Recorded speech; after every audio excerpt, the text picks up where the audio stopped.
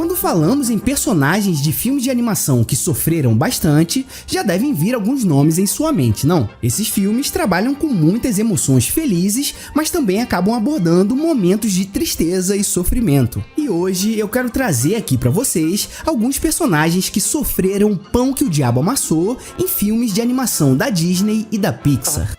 O quê? Numa lista dessa, eu não poderia deixar de trazer o Hector de Viva a Vida é uma Festa. Esse é você? É, muito guapo, é? Tá. O Hector é um caso muito específico, porque só entendemos o sofrimento dele do meio pro final do filme. O que vemos é que ele tinha a própria família composta pela esposa e pela filha, e que era um homem apaixonado por música. Ao longo da sua estrada, ele decide que não quer mais seguir a carreira de músico para ficar mais tempo com a sua filha. Ele tinha uma carreira musical junto com seu melhor amigo, que era o Ernesto de la Cruz, e o Ernesto estava muito ambicioso com a carreira. A questão é que o Hector que era o mais talentoso da dupla em relação à composição. Então, como é que o Ernesto faria sucesso se o que tinha maior qualidade não iria mais participar dessa carreira? Por conta disso, ele decide envenenar e matar o próprio amigo e ainda por cima roubar as músicas dele. A esposa do Hector, que era a Mamã Amélia, não soube disso, pensou que ele tinha fugido e só lá pro final do filme que ela descobre a verdade. Então, por esses motivos, a música tinha sido proibida na família e o Hector estava quase sendo esquecido também. Só a mamãe Inês lembrava dele e por isso ele ainda não tinha desaparecido do mundo dos mortos. Mas por não ter a sua foto na oferenda do Dia de los Muertos, ele nunca conseguia passar pro outro lado. E o que ainda é pior, achei que se eu não visse a Inês no mundo dos vivos, ainda assim algum dia eu a veria aqui. Galera, pode parecer que não, mas essa personagem foi completamente injustiçada e ninguém levou isso em consideração antes de odiar ela como uma vilã. E eu tô falando justamente da Casa lá em A Casa Monstro. Bem, não da casa endemoniada em si, mas sim a Constância, a entidade que um dia já foi humana. Se quiser eu posso tirar você daí. Quer que eu te liberte? Quero. Bom, antes ela não tinha ninguém e ela era tratada como um animal de circo, vista como uma aberração por essa sua obesidade mórbida. Porém, só o Sr. Epaminondas que via ela com outros olhos e de fato enxergava o verdadeiro valor da mulher. Ele salva ela daquela prisão do circo, né, e leva ela para finalmente construir o seu próprio lar junto com ele e serem felizes como qualquer pessoa normal. Porém, naquele bairro tinham crianças que jogavam comida nela exatamente como acontecia lá no circo, né? E traumatizado com isso, ela age por instinto e resolve atacar os meninos. Mas ela acaba sofrendo um acidente e morrendo ali mesmo, né? Onde seria o seu novo lar. Seu espírito se funde à construção da casa, tornando-se assim a própria casa. Porém, seus traumas com essas crianças se permaneceu e por isso ela não resiste em dar uma lição em todos aqueles que tentassem fazer algum mal ao seu novo lar. Então, na minha opinião, a Constância foi uma vítima do bullying e isso acabou causando a sua morte acidental, né? Ela morreu amargurada e seu espírito não pôde descansar em paz. Seus vândalos! Abusados! Eu vou pegar vocês!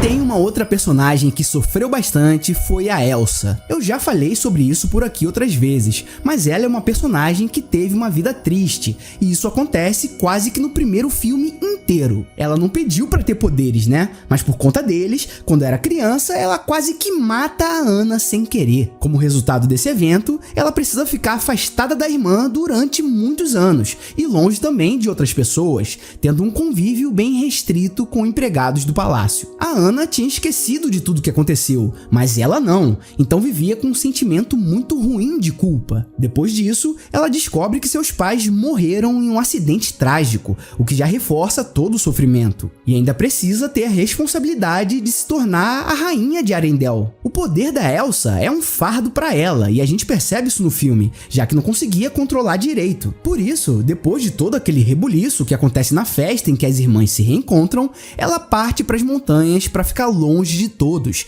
carregando seu fardo sem a possibilidade de fazer mal a alguém, mesmo que sem querer. Ou seja, ainda era uma pessoa muito solitária. Ao mesmo tempo em que ela se sentia sozinha e culpada pela mágica que possuía, quando ela foge, acaba se sentindo livre também. Por isso que a música mais famosa do filme aborda essa questão de liberdade. Livre estou, livre estou.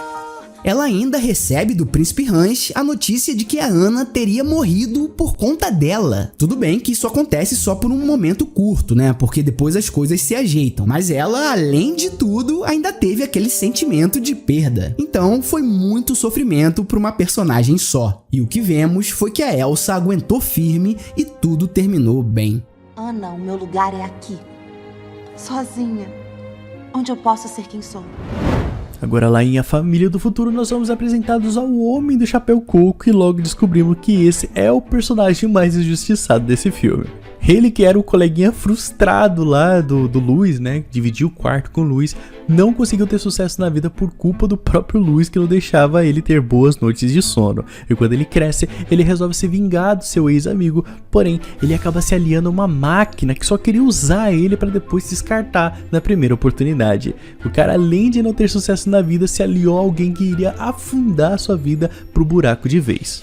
Depois que ele descobre isso, ele acaba perdoando o Luiz, mas o cara simplesmente some no mundo sem dar satisfações e a gente fica aí com dó do cara, né, mano? Porque, tipo, ele só queria fazer parte de uma família e o Luiz até queria adotar ele pra família dele, né? Mas o cara simplesmente sumiu. Depois a gente vê que o Luiz conserta aquele erro do beisebol lá no passado, ele isso acaba mudando a vida do Gubi pra melhor e tudo mais. Porém, aquele Gubi do futuro simplesmente só sumiu no mundo aí, triste da vida, e a gente nunca vai saber que rumo ele decidiu tomar. Ele é do meu orfanato, acho que deviam adotá-lo. Tá maluco? Eu sou seu pai, tem que me obedecer. Então tá, senhoria Gubi. O senhor quer ser um Robin sumiu. Gubi? Galera, sempre que alguém me pergunta onde é que eu assisto esses filmes que eu sempre falo aqui nos vídeos, eu sempre acho eles lá na YouCine. Galera, a YouCine é um aplicativo de séries e filmes gratuitos pra você ir lá assistir tudo à vontade, sem anúncios. Claro que tem as versões pagas desse aplicativo, mas são as versões pra caso você queira assistir numa TV Smart ou numa TV Box. O aplicativo, ele é bem fluidinho, ele é bem fácil de usar e eu duvido você não encontrar aquele filme difícil de achar. Eu tô deixando um link aqui na descrição e no primeiro comentário fixado pra você ir lá baixar e testar, beleza? Um outro personagem que sofreu pra caramba foi o Quasimodo de O Corcunda de Notre Dame, né? Ele talvez tenha sido um dos que mais sofreu. O filme dele já é um dos mais tristes, isso não tem discussão. Claro, mas não me aceitariam. Não sou normal. Ele passou por muitos perrengues ao longo da trama. Primeiro, vamos lembrar que lá no início do filme, a mãe dele, que era uma cigana, é perseguida e acaba sendo morta pelo ministro de justiça dali, que era o Frollo. Por achar que estava sendo julgado de certa forma por Notre Dame, ele acaba ficando encarregado de cuidar da criança. Então já viu, né? O Quasimodo foi criado pelo assassino da própria mãe, que era o mesmo cara que quase o jogou dentro de um poço quando ainda era um bebê. Por ser deformado, ele foi criado às escondidas, bem nos sinos da Catedral de Notre Dame. Isso fez com que ele criasse uma dependência emocional do Frollo. No início da música Lá Fora, isso fica bem claro, mostrando que existia uma relação muito tóxica ali, dando a ideia de que tudo que o Frollo fez por ele era bondade e ele deveria ser grato. O ministro reforçava também as características negativas do Quasimodo e fazia com que ele se sentisse a pior pessoa do mundo. Vão tratá-lo como a um monstro. Eu sou um monstro. Vamos lembrar também de uma cena muito triste, em que ele foi humilhado em praça pública pela população, onde amarraram ele, tacaram comida nele e isso na frente de todos, mostrando como o ser humano pode ser cruel. Um outro ponto bem complicado para o nosso protagonista foi que ele teve que abdicar do seu amor pela Esmeralda, para que ela pudesse ficar com quem amava de verdade, que no caso era o Febo. Ela gostava muito do nosso Quasi, só que como um amigo. No final, vemos que ele entende e respeita isso, até porque ele quer o melhor para ela. E no momento em que ele percebe que ela tá em outra, já tira o time de campo e faz o que pode para ajudar os dois pombinhos. Ele foi um amigão, essa é a verdade. O Quasimodo sofreu poucas e boas, mas conseguiu passar por tudo isso no final. Isso mesmo, você é inteligente. Agora, almoço. E E agora eu quero saber a sua opinião aqui nos comentários. Entre esses, qual foi o personagem que mais sofreu na sua opinião? E faltou algum aqui na lista? Diz aí pra gente conversar um pouquinho e pra eu trazer de repente uma parte 2, beleza? E é isso, pessoal. Não esquece de deixar o like aqui no vídeo se você gostou, se inscrever no canal se você quiser receber mais vídeos assim, clicar em um desses vídeos que estão aparecendo aqui na tela pra você assistir. Um grande abraço e valeu!